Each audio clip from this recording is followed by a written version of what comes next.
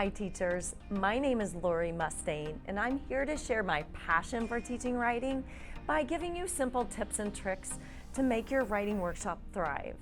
If you're new here, be sure to like, subscribe, and check out my bio below and hang tight for a great lesson. In today's video, we're going to talk about common pitfalls in the writing classroom, and to tell you the truth, I broke every single one when I first started teaching. First, don't fall for the spelling trap. We tend to look at a paper by the way it looks, like the spelling and the punctuation and all of that.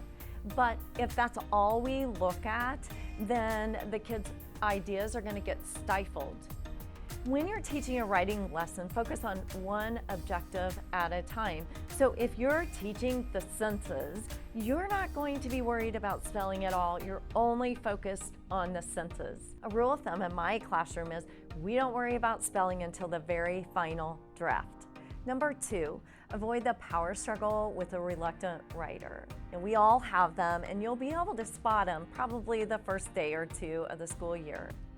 Most of the time, those kiddos are reluctant because they're very insecure in their writing, or even they might be terrified of writing. So we're definitely going to have to spend some extra time at the first of the year with those children, and we most definitely are going to have to differentiate to meet them where their needs are. Speaking from experience, I've had kids that have shut down, and once they've shut down in writing, you are not going to get them back. So it's so critical that you spend this extra time at the first of the year. There's a couple of things that you can do with this reluctant writer.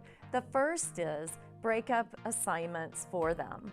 For instance, if your class is writing you a letter, perhaps you could ask that child to write 3 sentences instead of the whole piece. Breaking that up feels much less overwhelming for them, and you'll get a lot more writing that way.